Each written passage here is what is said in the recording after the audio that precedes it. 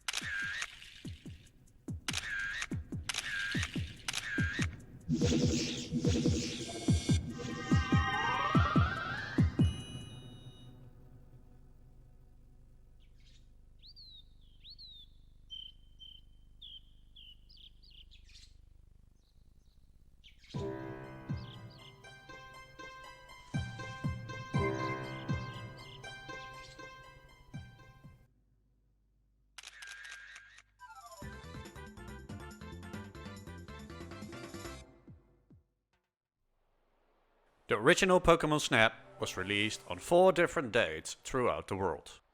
The first release was in Japan on March 21st, 1999. The last release was for Europe on September 15th of 2000. The game was developed by HAL Laboratory, which was and still is one of Nintendo's main developing partners. A lot of games at that time have been released under HAL's development, like Pokémon Stadium 1 and 2, Kirby 64 and of course Super Smash Bros.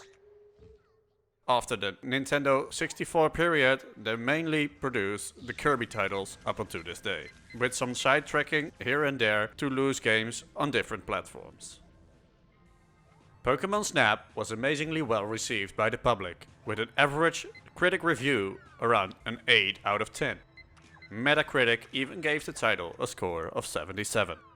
In Japan, the title was fourth on the chart of top-selling games in its release week. The title was something totally different compared to what we've seen before around the Pokémon franchise. Mainstream, the original titles Red and Green in Japan, or Red and Blue in the rest of the world, were released for the Game Boy and were more top-down, 2D and RPG based, where you had to fight, catch and train the Pokémon you had encountered to eventually progress in the story. Pokémon Stadium wasn't released yet, except for Europe, where the releases were switched and Snap was released after Stadium. So for a lot of people, this was the first 3D experience with the pocket monsters they had only seen as sprites or in the anime. The setting for the game was to capture the Pokémon in their natural habitat. You'd play as Todd and have been asked by Professor Oak to capture the behavior of Pokémon for his research. Some Pokémon were easy to see. For others, you needed to interact with them, to get a good picture or even get them visible. Eventually, you could unlock new tracks to play on. The total of different Pokémon featured in the game was 63 out of the original 151 different species of the first generation that was only known at that time. Of those 63 Pokémon, 4 of the legendaries were featured to be available to photograph. All 5 if you count the constellation that results in the Pokésign picture of Mewtwo. For 20 years, the Pokémon community has been begging Nintendo to pick up the Snap franchise again and make a new title.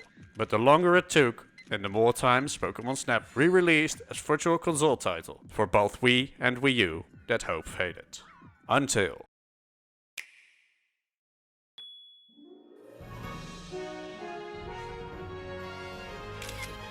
Welcome to the world of new Pokémon Snap. This is the Lentil region. The 17th of June 2020, Nintendo announced the upcoming release of Pokémon Snap 2 under the name of New Pokémon Snap, coming to the Nintendo Switch.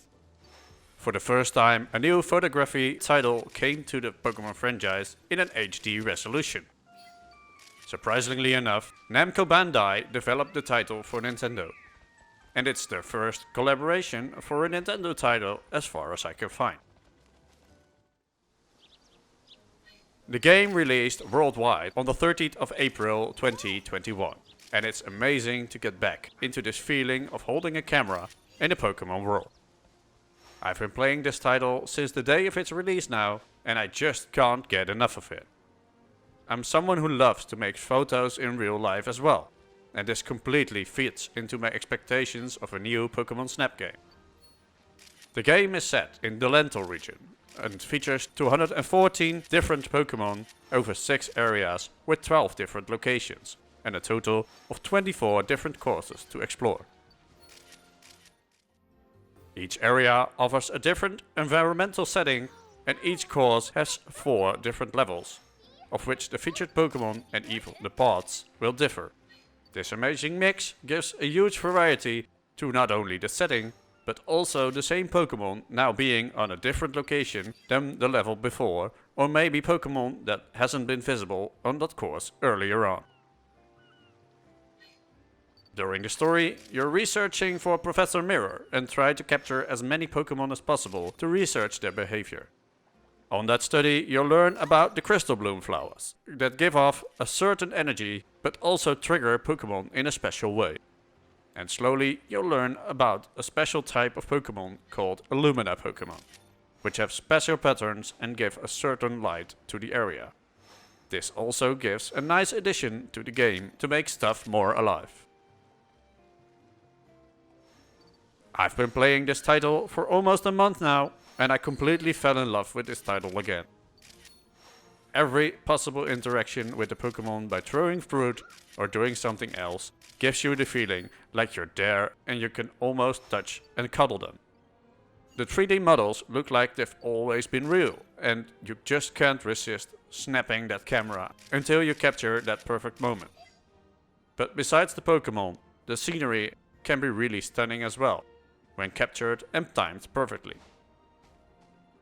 Besides the upgraded graphics and loads more Pokémon and areas, the picture rating system has been upgraded as well. Where you could only save 1 picture per Pokémon in the original Nintendo 64 title, pictures are now classified in 4 different star categories, depending on the pose and situation your picture has been captured in. Where 1 star is a common situation and 4 stars is an extraordinary one. You also get a rating based on the number of points you receive for your picture. 0 to 2,999 points gives you a bronze rating. 3,000 to 3,499 gives you silver. 3,500 to 3,999 gives you a gold rating. And all scores above 4,000 or more gives you a diamond rating. This is to challenge you a bit more to take better pictures than you already have them.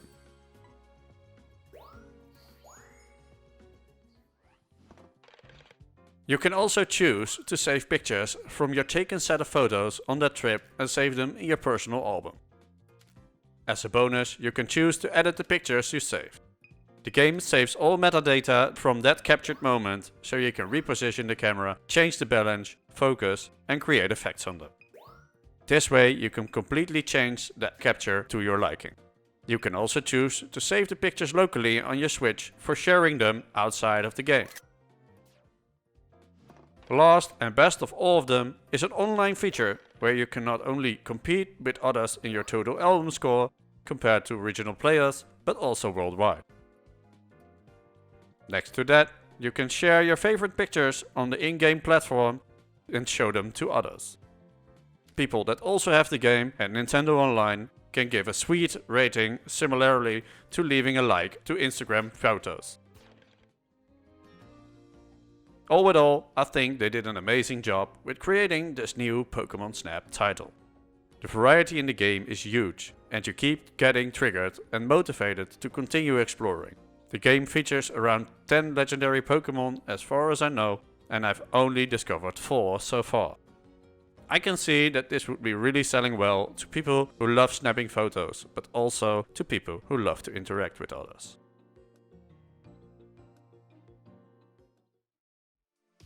Thank you very much for watching. Give a like if you liked it, subscribe if you loved it. Click the little bell in the corner to get notified if a new video has been released to the channel. I see you guys all in the next video.